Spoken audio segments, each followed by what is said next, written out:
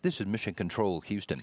Wednesday has been a science day for the crew on board the International Space Station, working on research in a range of disciplines to advance the mission of the station while getting set to receive a shipment of supplies that will continue to support that mission. Today, Commander Kevin Ford spent a part of his morning working on elements of the cruise experiment. That's a European Space Agency technology demonstrator of possible ways to improve a crew's efficiency on orbit.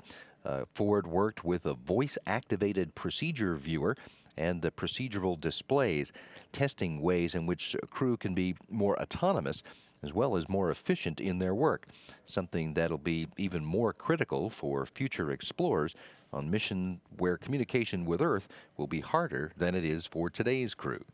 Flight engineer Yevgeny Tarelkin and Roman Romanenko worked this morning with the lower body negative pressure suit. That's a routine for Russian crew members who are preparing to come home. That suit, which is just the lower body, uses suction to simulate gravity and allows cosmonauts to test their orthostatic tolerance after months in zero-G. Flight engineer Oleg Novitsky, who is going to be coming home with Tarelkin and Kevin Ford in a couple of weeks. He spent the morning working on maintenance and then moved on to replacing some condensate removal lines in the Russian section of the space station. Flight engineer Chris Hadfield and Tom Marshburn worked together in the early part of the day on the integrated cardiovascular experiment. That's looking at trying to quantify the decrease in the size of a crew member's heart muscle over time while in weightlessness. Crew members do exercise, and they're assisted by a second crew member who are performing examinations of them to gather the data for the investigators on the integrated cardiovascular experiment. All of the crew members had one of their scheduled exercise sessions before the lunch break and a second afterwards. It's a combination of exercise, whether it's treadmill or stationary bicycle or strength work on the advanced resistive exercise device that serves the crew members to help maintain their physical fitness and counteract the muscle and bone loss that they suffer during the time in the environment where their body doesn't even have to fight against the pull of gravity. After lunch, Romanenko, Hadfield, and Marshburn had a routine emergency descent drill. They're not scheduled to return to Earth until May, but a practice descent drill in the case of an emergency is a standard thing for crew members on board the station.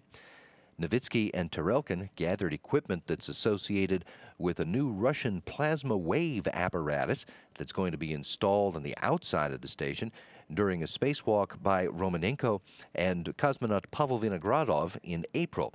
That apparatus will measure the electromagnetic field around the space station. Kevin Ford spent time in his afternoon setting up the combustion integrated rack for its experiment operations, and then we'll move on to join Hadfield and Marshburn for a conference with specialists on the ground about cargo operations with the Dragon spacecraft. Today, the International Space Station Mission Management Team conducted its launch readiness review, and all are go for the second operational mission of the supply ship provided by SpaceX. It is due to launch from the Cape Canaveral Air Force Station on Friday morning at 9:10 a.m. Houston time, and will be grappled and berthed to the station's Harmony module on Saturday morning. Hatches to the Dragon are due to be opened up on Sunday, so the crew can begin to unload 1,200 pounds of supplies and experiment equipment to be found inside.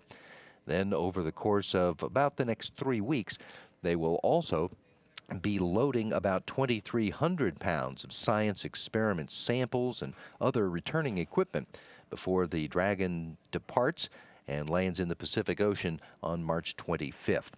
Ford, Hadfield, and Marshburn will be enjoying some off-duty time on Thursday and Friday while they finish packing return items and get in some final training flying the Canadarm2 before they go to work this weekend, a busy weekend of operations with the latest visitor to the International Space Station.